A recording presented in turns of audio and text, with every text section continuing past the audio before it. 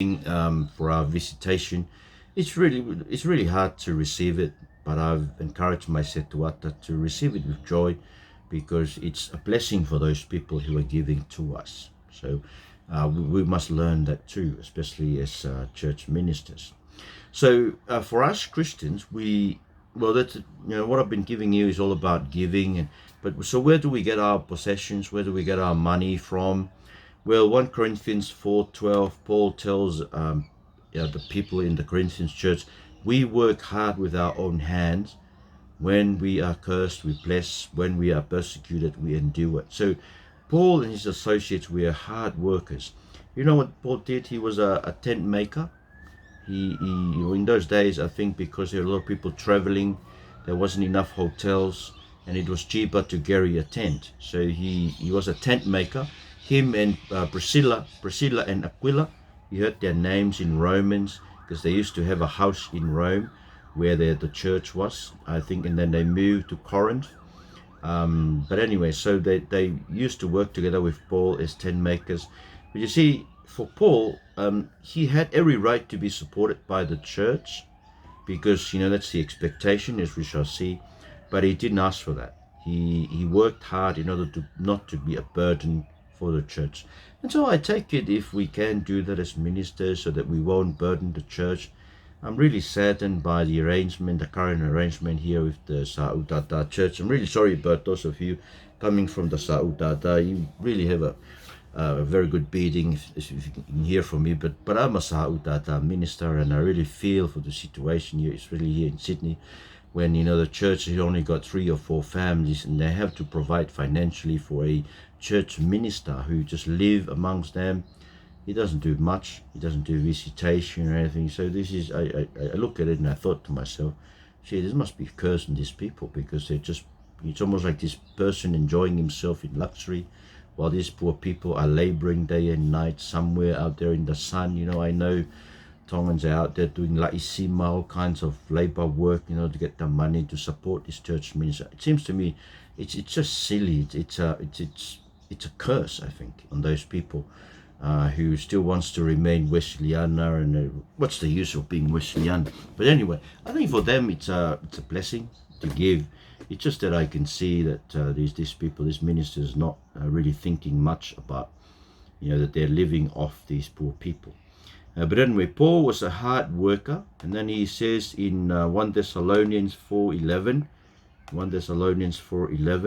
and to make it your ambition to lead a quiet life, you should mind your own business and work with your hands. See, mind your own business, work with your own hands, just as we told you, so that your daily life will win the respect of outsiders, and so that you will not be dependent on anybody. So being independent, see, is also something that Paul aimed at and really encouraged Christians to also set that as a goal, to be independent, so it's not to keep asking. You know what I mean? Our Tonga relatives in Tonga, they think we live under the money tree here overseas. They keep asking. Anytime they think they ask us, there is a money tree, we just climb up and give it a bit of a shake, and all the money will fall down, and we send it over Western Union or something. But they don't know we have to work hard for these things. 2 Thessalonians 3:6-10, that in the name of the Lord Jesus Christ, we command you, brothers and sisters, to keep away from every believer who is idle and disruptive and does not live according to the teaching you received from us. For you yourselves know how you ought to follow our example. We were not idle when we were with you, nor did we eat anyone's food without paying for it. On the contrary, we worked night and day, laboring and toiling, so that we would not be a burden to any of you. We did this not because we do not have the right to such help, but in order to offer ourselves as a model for you to imitate. For even when we were with you, we gave you this rule: the one who is unwilling to work shall not eat. Do you hear that? That's an apostolic rule.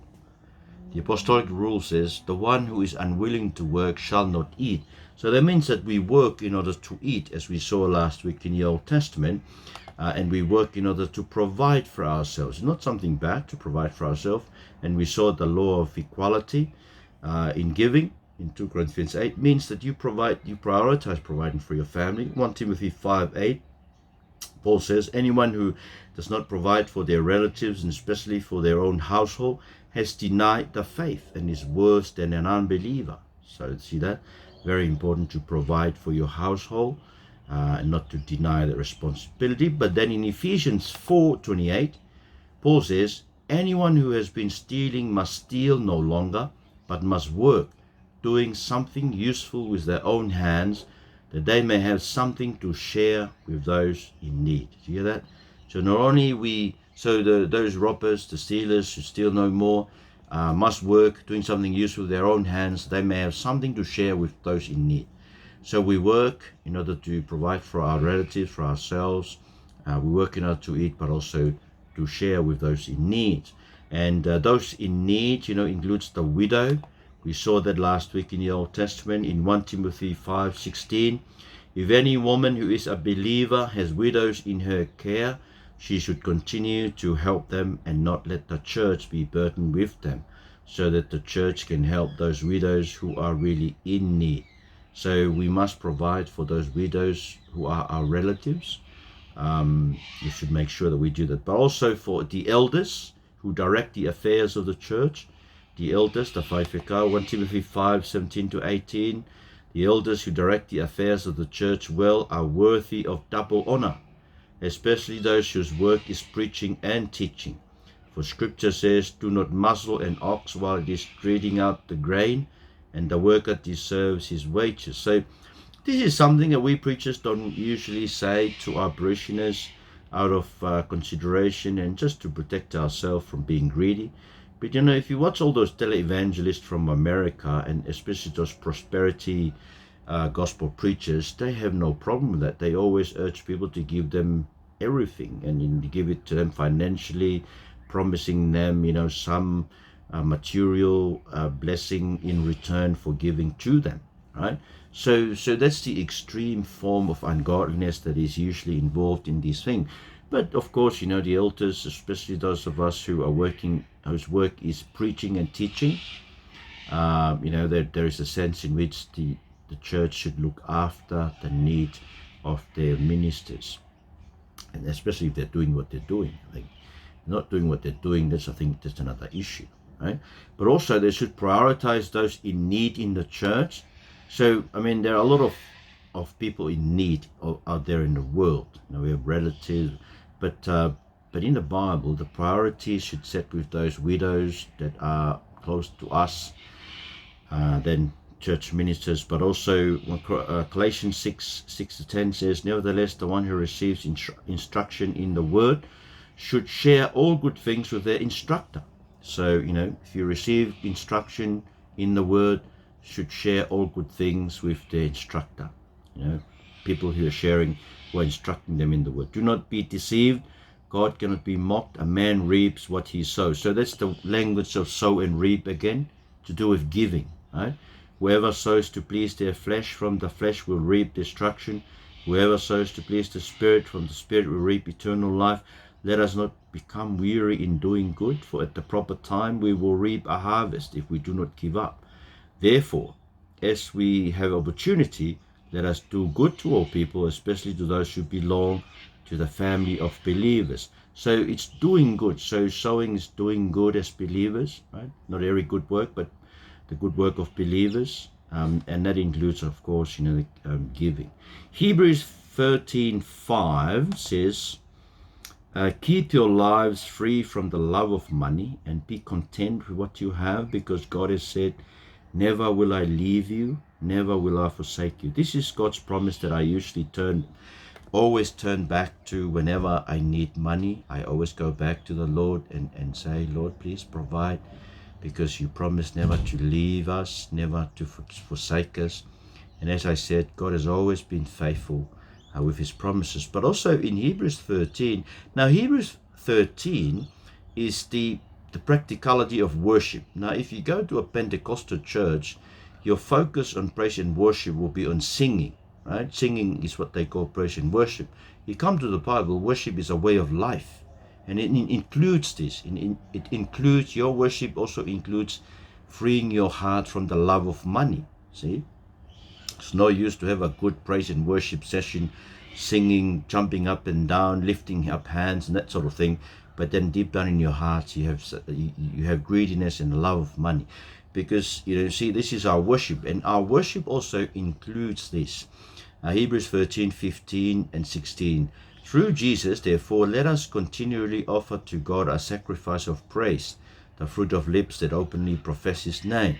And do not forget to do good and to share with others, for with such sacrifices God is pleased. Do you hear that? Doing good and sharing with others, they are our sacrifices. See, we don't do sacrifices with lamb and goats and cattle because Jesus has done that. Our sacrifice is doing good and sharing with others, and we are told that such sacrifices God is pleased.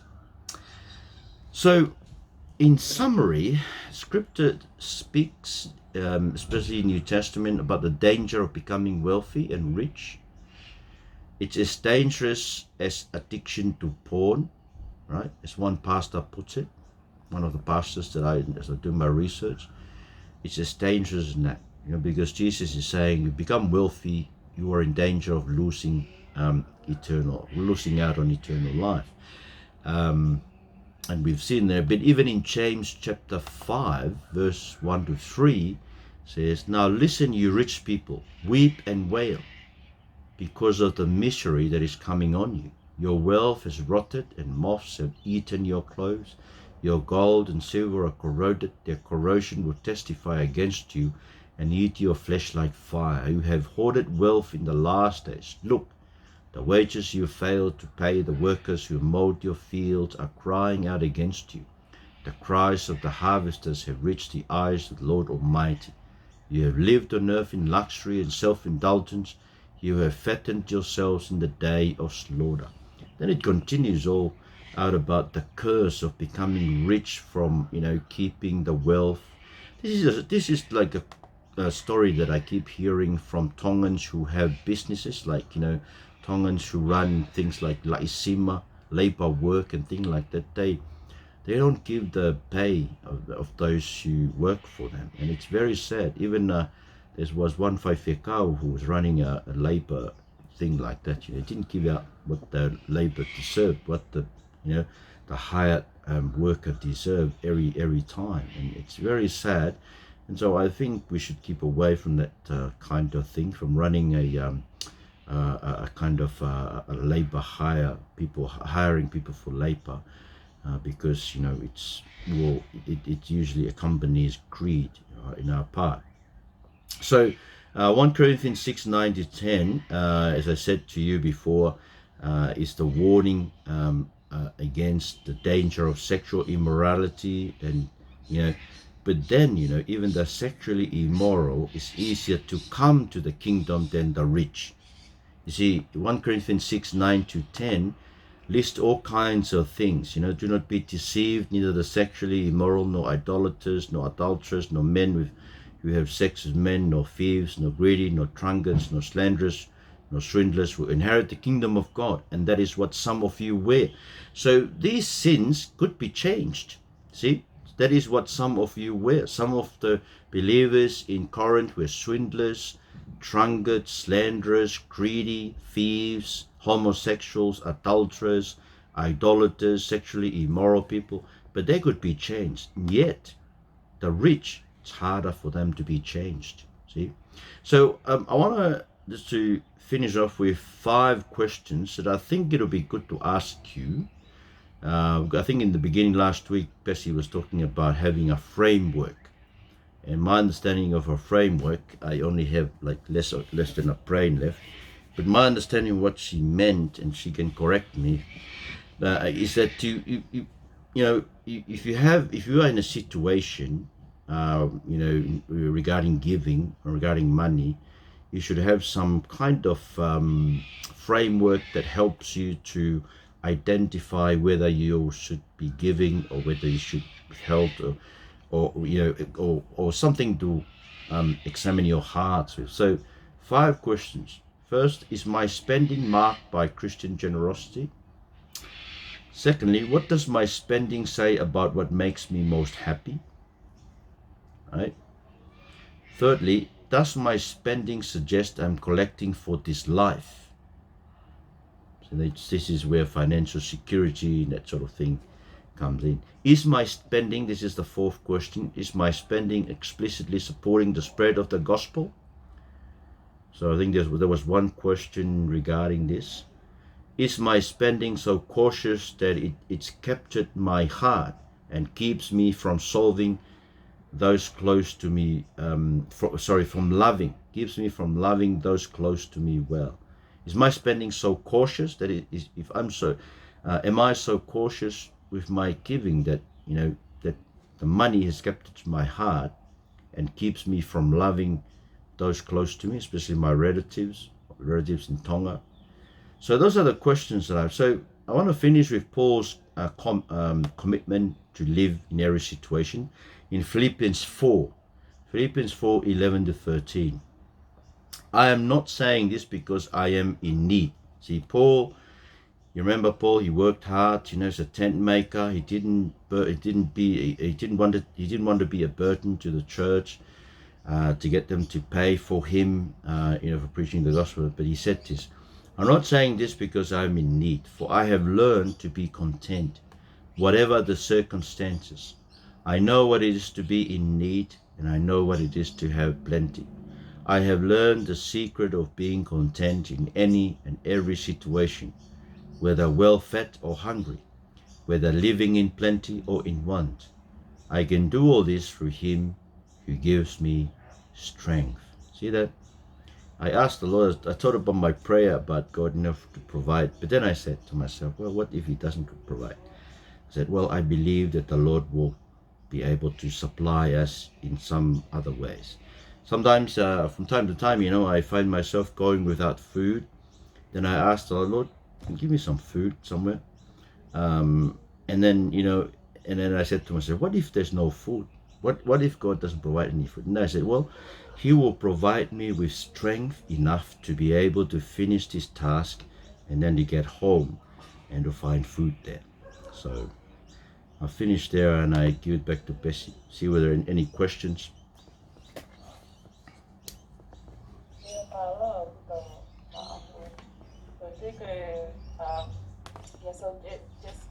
Following what Martha was saying about the questions, the framework.